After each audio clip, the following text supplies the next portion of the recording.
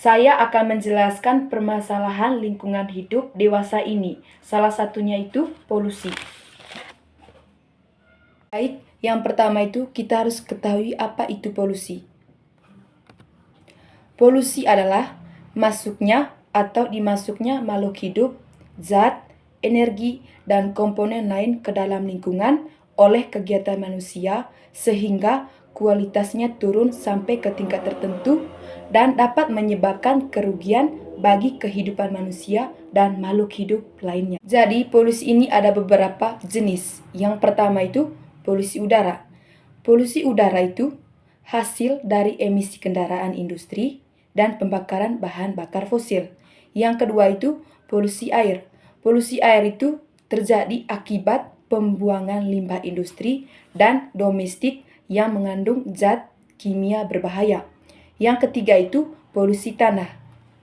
Polusi tanah itu disebabkan oleh penggunaan pestisida, pembuangan sampah, dan pertanian intensif.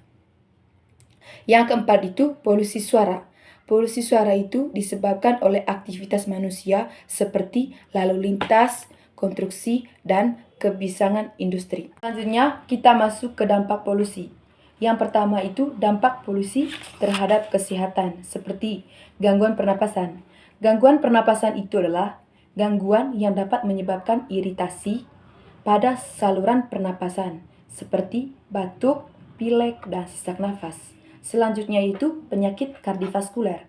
Penyakit kardiovaskuler itu adalah sekelompok kondisi yang mempengaruhi jantung dan pembuluh darah seperti penyakit jantung koroner, stroke, dan gagal jantung. Yang kedua itu kita masuk ke dampak polusi terhadap lingkungan seperti ekosistem terancam. Ekosistem terancam adalah kondisi di mana keseimbangan alam di suatu wilayah terganggu. Yang kedua itu kerusakan habitat. Kerusakan habitat adalah hilangnya habitat alami suatu spesies yang disebabkan oleh berbagai faktor, yaitu pembangunan, perburuan, dan perubahan iklim. Yang ketiga itu kita masuk ke kualitas air menurun. Kualitas air menurun adalah kondisi di mana kualitas air di suatu desa tidak memenuhi standar yang ditetapkan, yang dapat disebabkan seperti polusi, limbah, dan perubahan iklim. Selanjutnya itu ada beberapa solusi terkait adanya polusi, antara lain pengurangan emisi polutan. Yang kedua itu pembatasan penggunaan sumber daya alam. Yang ketiga itu peningkatan efisiensi penggunaan sumber daya alam. Yang keempat yaitu pengolahan dan pembuangan limbah. Selanjutnya itu pandangan saya sebagai agama Katolik tentang polusi.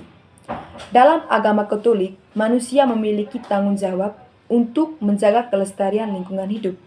Hal ini didasarkan pada ajaran bahwa manusia adalah citra Allah dan memiliki mandat untuk mengelola bumi. Karena Gereja Katolik mengajarkan bahwa manusia harus hidup selaras dengan alam dan tidak boleh kerusakannya. Sekian dari penjelasan saya mengucapkan terima kasih. Jangan lupa komen, subscribe, like. Bye-bye.